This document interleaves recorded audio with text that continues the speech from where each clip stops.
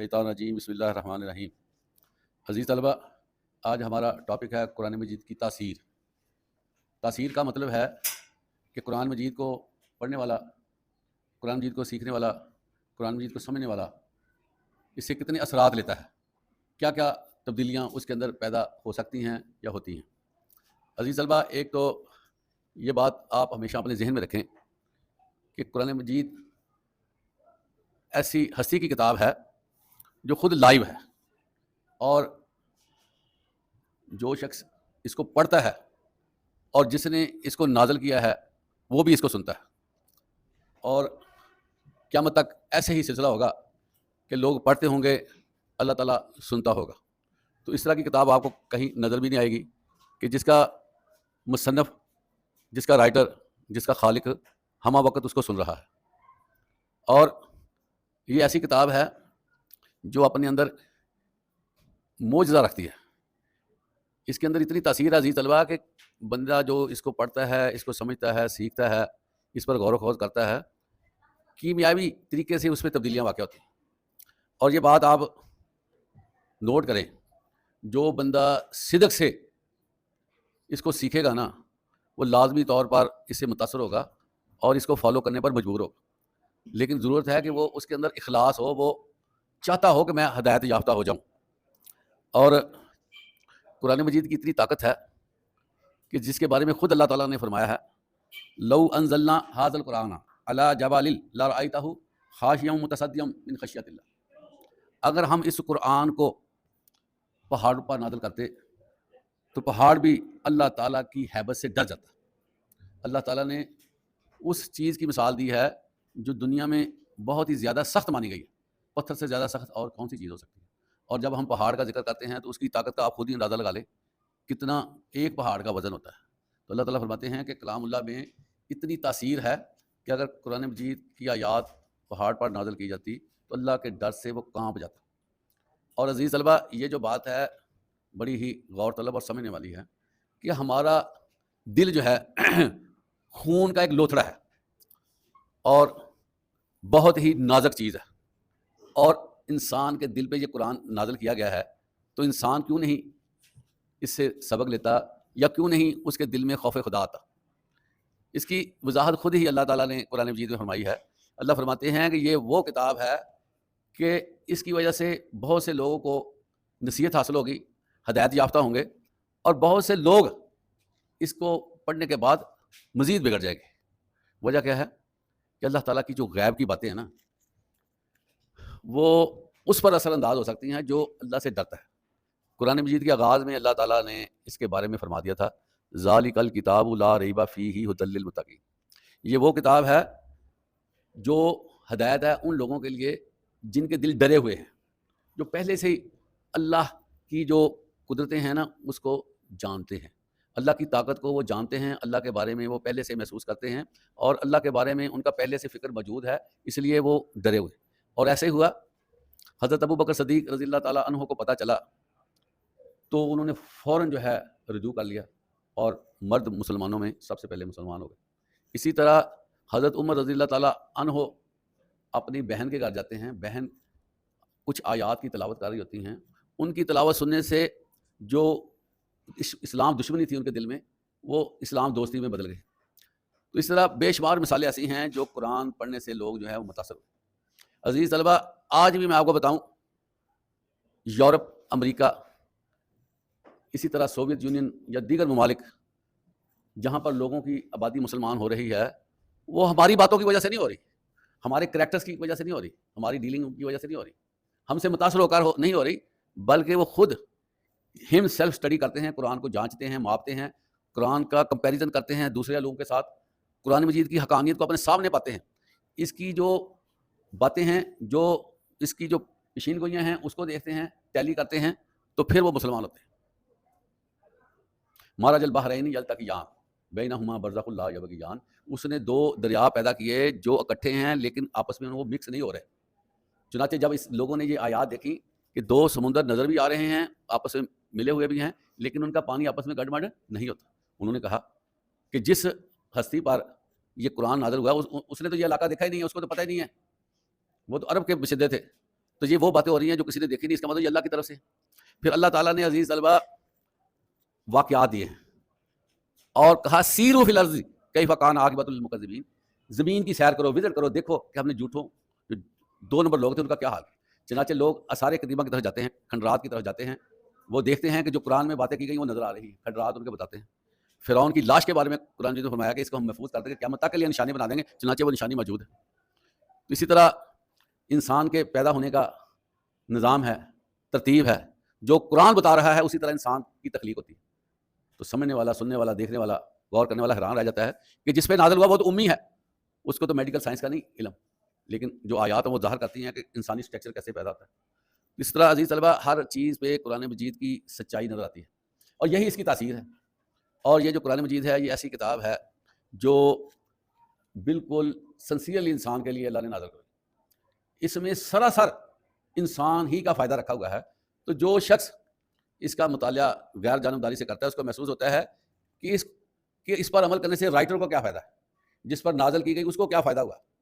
تو جب وہ انالیسس کرتا ہے تو دیکھتا ہے کہ یہ تو ہماری ہی بہتری کے لیے اس کو نازل کیا گیا ہے، تاکہ انسان دنیا میں بھی کامیاب ہو، کامران ہو، اس کو اچیومنٹس ملیں، وہ اچھا رہے، ہنستا رہے، مسکراتا رہے، وہ اس کی لیونگ معیاری ہو جائے اور دنیا میں وہ خوبصورتی سے آگے بڑھے، اور جب اس کا اگلا جہان آئے اس میں بھی کامیابی ہو۔ تو اس حوالے سے قرآن مجید جو ہے یہ ہمارے لیے جو کتاب ہے یہ بہت ہی بڑا تحفہ ہے، اور یہ حیرانگی کی بات ہے کہ ہمیں یہ قرآن مجید نصیب ہوا ہے، لیکن ہم لوگ جو ہیں اس قرآن مجید کو چھوڑ کر چھوٹے چھوٹے مسائل میں پڑے ہوئے ہیں، چھوٹی چھوٹی باتوں میں پڑے ہوئے ہیں، اور چھوٹے چھوٹے معاملے میں رہ کر ہم جو ہیں اس کو جو ہے وہ ہم اپنے طور پر ہم چھوٹے چھوٹے کاموں میں آ رہے ہیں۔ اس لیے ہمیں کوشش کرنی چاہیے کہ اس میں ہم غور و خوض کریں، اس میں ہم اپنے آپ کو کھپائیں، تاکہ جو ہے وہ ہمیں کامیابی ملے۔ کیونکہ اہل یورپ وہ اگرچہ اپنے آپ کو غیر مسلم کہتے ہیں نا، وہ غیر مسلم ہوتے ہوئے بھی وہ آگے بڑھ گئے ہیں، قرآن ایجوکیشن پہ انہوں نے اسی طرح عمل کیا ہے، اور ہم لوگ منہ دیکھتے رہ گئے اور اپنے آپ کو چھوٹے چھوٹے کاموں میں الجھا رکھا، اور پھر جو ہے وہ دنیا کی پست ترین قوم بن چکے ہیں۔ اور ہمارا حال آپ دیکھ لیں کہ اس وقت دنیا میں ہمارا اسٹیٹس کیا ہے۔ اس لیے عزیز طلبہ قرآن مجید کو سمجھنا بڑا ضروری ہے، اور حدیث مبارکہ ہے طالب العلم فریضۃ علی کل مسلم، علم کا حاصل کرنا ہر مسلمان پر فرض ہے۔ تو عزیز طلبہ اور کون سا علم ہے جس کا حاصل کرنا فرض ہے؟ یہی فرض ہے۔ اور یہ بھی آپ کو پتہ ہوگا، اگر آپ اس کے ساتھ ان ٹچ ہوں تو آپ کو یہ معلوم ہو جائے گا کہ یہ قرآن ایسا ہے جو ہر مضمون کو ٹچ کرتا ہے۔ اس میں جتنے اس وقت مروج مضامین ہیں وہ سارے قرآن سے نکلے، اور ہر مضمون کی جو گائیڈ لائن ہے قرآن نے دی ہے۔ 1000+ آیات ایسی ہیں جن کا تعلق سائنس کے ساتھ ہی آپ اندازہ کریں، پھر معاشرتی اسلوب سارے قرآن نے بتائیں، پھر جو قوموں کے ساتھ تعلقات ہیں، خارجہ پالیسی ہے، ساری قرآن بتاتا ہے، اور پھر لوگوں کو کیسے ڈیل کرنا ہے یہ سارا قرآن بتاتا ہے۔ تو ہر سٹیپ پہ قرآن ہمارے ساتھ لگا ہوا ہے تاکہ ہمیں رہنمائی فراہم کرے۔ یہ عزیز طلبہ کیوں قرآن اس طرح کرتا ہے، کیوں اللہ تعالیٰ نے قرآن کو اس طرح کا بنا دیا ہے کہ اس سے فائدہ اٹھائیں لوگ، اس سے جو ہے وہ اپنے دنیاوی امور کو بھی دیکھ لیں، صرف دینی دنیاوی امور کو دیکھ لیں۔ اس لیے عزیز طلبہ کہ اللہ تعالیٰ نے انسان کو پیدا کیا، اور اللہ تعالیٰ نے ہر چیز جو بنائی اس کو کن کہا، لیکن جب انسان کی باری آئی تو اس کے چہرے کو اللہ تعالیٰ نے اپنے ہاتھ سے بنایا۔ اب آپ دیکھیں کہ ہاتھ سے چیز بنائی اللہ نے، صاف ظاہر ہے کہ اس کو پھر محبت بھی اتنی چاہیے تھی، اور اسی محبت کے حساب سے اللہ تعالیٰ نے قرآن نازل کیا ہے تاکہ میرے بندے لازمی طور پر کامیاب ہو جائیں۔ اور آپ دیکھیں یہ قرآن جو ہے نا یہ کامیابی کی کنجی ہے، لیکن اگر ہم اس کنجی کا استعمال کرنا ہی نہ جان سکے تو کامیابی تو ہمیں نہیں ملے گی۔ وہ معزز تھے زمانے میں صاحب قرآن ہو کر، ہم خوار ہوئے زمانے میں تارک قرآن ہو کر۔ جب تک قرآن مجید کو پکڑا گیا نا، اس پر چلنے کی کوشش کی گئی، اس کو اپنا اوڑھنا بچھونا بنایا گیا، تو دنیا میں مسلمان قوم لیڈنگ نیشن کے طور پر نظر آ رہی تھی۔ جو ہی ہم چھوٹے چھوٹے کاموں میں مشغول ہو گئے، ہم نے ایجوکیشن کو سائڈ پہ رکھ دیا، اور قصے کہانیاں اور ایسے ادبی معاملات میں پڑ گئے جنہوں نے ہمیں اپ کرنے کی بجائے ڈاؤن کیا، اور ایسے ایسے اشعار جو نہ تو ہماری زندگی سے تعلق رکھتے، نہ ہماری علمی پیاس بجاتے، بے سود شعر و شاعری اور اسی طرح ادبی ایکٹیویٹیز، جس کی وجہ سے دلچسپیاں بدل گئیں، قرآن کو یکسر فراموش کیا جانے لگا۔ اور یہ قرآن مجید کی حقانیت ہے جو ہم قرآن کو چھوڑتے گئے قرآن ہمیں چھوڑتا گیا، اور آج جو ہے وہ قرآن مجید ہمارے نہ گھروں میں نظر آتا ہے نہ ہمارے دلوں میں نظر آتا ہے، دونوں سے ہم فارغ کر چکے ہیں، اور ایک آیت بھی پڑھنی ہو تو ہمارے لیے بڑی مشکل ہوتی ہے۔ روزانہ ہم لوگ جو ہیں وہ 1 2 3 آیات بھی نہیں دیکھ پاتے کہ ہم اس کو دیکھ لیں کہ رب نے کیا حکم کیا، حالانکہ اللہ تعالیٰ نے اس کے پڑھنے کی بڑی فضیلت رکھی ہے، ایک حرف کے بدلے 10 لکھی۔ جو بندہ ایک آیت کو سمجھتا ہے، فالو کرتا ہے، معنی مطالب دیکھتا ہے، انڈرسٹینڈ کرتا ہے، 100 رکعت نماز کے برابر اس کو ثواب ملتا ہے۔ پھر اللہ تعالیٰ نے اس کے بارے میں یہ بھی فرمایا، وَإِذَا قُرِئَ الْقُرْآنُ فَاسْتَمِعُوا لَهُ وَأَنصِتُوا لَعَلَّكُمْ تُرْحَمُونَ، اور جب قرآن پڑھا جائے تو اس کی طرف کان لگا کر سنتے رہو اور چپ رہو تاکہ تم پر رحم کیا جائے۔ تو یہ اللہ کی کتاب ہے، اس کا بڑا پروٹوکول ہے، اور اس کے حوالے سے ہمیں پوچھا بھی جائے گا۔ قرآن مجید میں اللہ تعالیٰ کی طرف سے ایک آیت ہے کہ محمد صلی اللہ علیہ وسلم خود اللہ کے ہاں یہ ایکسکیوز کریں گے کہ یا باری تعالیٰ میری امت نے اس کو پسے پشت ڈال دیا تھا۔ تو پھر دیکھیں کہ ہماری اگر شکایت ہو جاتی ہے تو ہم اللہ کے ہاں کیا منہ دکھائیں گے؟ شکایت کرنے والے اللہ کے رسول ہوں اور فیصلہ کرنے والے رب ہوں، اور وہاں پر اللہ تعالیٰ کے علاوہ کسی کی حاکمیت بھی نہیں ہوگی، تو پھر آپ دیکھیں کہ وہاں پر ہمارا معاملہ کیا بنتا ہے۔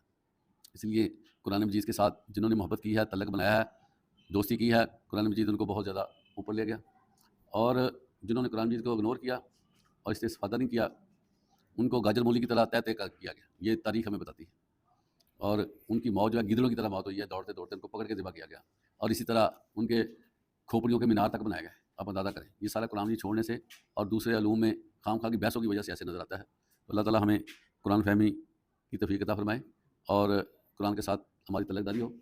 اب دیکھیں گے عرب میں جو مساجد ہیں نا، عرب ملکوں میں، وہاں پر آپ کہیں کھڑے ہو جائیں نماز پڑھ لیں، ساتھ ہی انہوں نے قرآن مجید کا اہتمام کیا ہوا ہے، آگے پیچھے جانے کی ضرورت نہیں ہے، قریب قرآن مجید مل جاتے ہیں، وہاں سے اٹھاتے ہیں، لوگ پڑھتے ہیں۔ عزیز طلبہ، کلچر بنانا پڑتا ہے، کلچر بنانے کے بغیر جو ہے بندہ چل نہیں سکتا ہے، اور انہوں نے کہا ہے قرآن مجید کو ہم نے ساتھ کیسے رکھنا ہے۔ تو آپ دیکھیں کہ جو بندہ مسجد میں جاتا ہے ادھر وہ نفل ادا کرتا ہے، سنتے پڑھتا ہے اور بیٹھ کر قرآن پڑھنا شروع کر دیتا ہے۔ جماعت ہونے سے پہلے ہی لوگ درجنوں کے حساب سے لوگ قرآن پڑھ رہے ہوتے ہیں۔ عرب کی مساجد میں ابھی بھی یہ ٹرینڈ اچھا ہے، موجود ہے۔ تو ہمارے ہاں تو نماز پڑھی اور چلے گئے، وقت کی وقت پہ آتے ہیں، ہم نماز پڑھتے چلے جاتے ہیں۔ پھر یہ بھی عزیز طلبہ عجیب سی بات ہے کہ قرآن مجید جو ہے یہ سمجھنے کے لیے افلا یتدبرون القرآن، کیا تم قرآن پہ غور و خوض نہیں کرتے؟ لیکن ہم کیا ہے، ہم نے قرآن مجید جو مسجد کی کا بورڈ میں رکھے ہوئے ہیں بغیر ترجمے کے رکھے ہوئے، وہاں پر بھی اگر پڑھنا ہے تو قرآن مجید پڑھنا ہے، اس کا ترجمے کا پتہ نہیں۔ اب اللہ ہم سے مخاطب ہے، یا ایھا الذین آمنوا، تو ہمیں کیا پتا کہ ہم سے کیا باتیں اللہ کر رہا ہے؟ ہم بھی وہی باتیں دہراتے ہیں جو اللہ قرآن میں فرماتا ہے۔ تو اللہ کی باتوں کا جواب کس نے دینا بتائے؟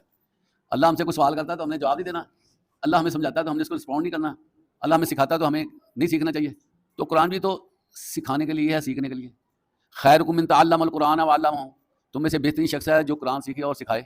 آپ صلی اللہ علیہ وسلم نے فرمایا کہ انسان کی 2 ہی حالتیں ہونی چاہیے، 2 حالتیں ہونی چاہیے، یا وہ سیکھ رہا ہو یا سکھا رہا ہو۔ تو کیا ہماری قرآن کے حوالے سے کوئی ایک حالت بنتی ہے کہ نہیں بنتی؟ ہم نے غور کرنا ہے۔ 2 حالتوں میں سے ایک حالت کے بارے میں حکم ہے حدیث میں کہ ایک حالت ضرور اپناؤ، یا تو قرآن کو سیکھو یا سکھاؤ۔ تو ہم کیا کر رہے ہیں؟ نہ سیکھ رہے ہیں نہ سکھا رہے ہیں، جس کی وجہ سے دلوں میں جو ہے مردہ پن آ چکا ہے، روحیں بیمار ہو چکی ہیں، اور کہیں دل نہیں لگتا، افسوس سے ہم رہتے ہیں۔ وجہ کیا ہے کہ چمک جو ہے، چمک یہ اللہ نے قرآن میں رکھی ہے، ہم نے اس کو بند کیا ہوا ہے۔ تو اس کے بغیر کیسے ہمارے دل زندہ ہوں گے؟ الا بذکر اللہ تطمئن القلوب، بے شک اللہ کے ذکر سے ہی انسانوں کے دلوں کو طاقت ملتی ہے۔ تو قرآن سے بڑھ کر اور کون سا ذکر ہوگا بتائیں، جس میں صرف ذکر ہی نہیں ہے، وہاں پر معنی ہے، مطالب ہیں، وہاں پر پیغامات ہیں، وہاں پر ڈسکشن ہے۔ اللہ تعالیٰ اس کو کہتا ہے یہ کلام الرحمان ہے، اس کو سمجھو، میں تمہارے ساتھ باتیں کرنا چاہتا ہوں۔ اللہ باتیں کرنا چاہتا ہے، اللہ ہم سے گفتگو کرنا چاہتا ہے۔ تو ہماری قسمتیں دیکھیں کیسی ہیں کہ ہم اللہ کی گفتگو سے فیض یاب نہیں ہو رہے۔ تو عزیز طلبہ، قرآن فہمی فرضیت میں آتی ہے، فرضیت میں اس کو ہم نے سائڈ پر رکھ دیا کہ چند مسئلے بس کافی ہیں۔ جس نے قرآن چھوڑا نا، قرآن اس کو چھوڑے گا، میں آپ کو، اور قیامت کے دن پھر اس نے شکایت لگا دینی۔ تو اللہ تعالیٰ ہمیں اس بات کی سمجھ اور توفیق عطا فرمائے کہ ہم قرآن مجید کو اپنے ساتھ رکھیں اور اس کو اپنا اونا بچھونا بنائیں۔ وآخر دعوانا الحمدللہ رب العالمین۔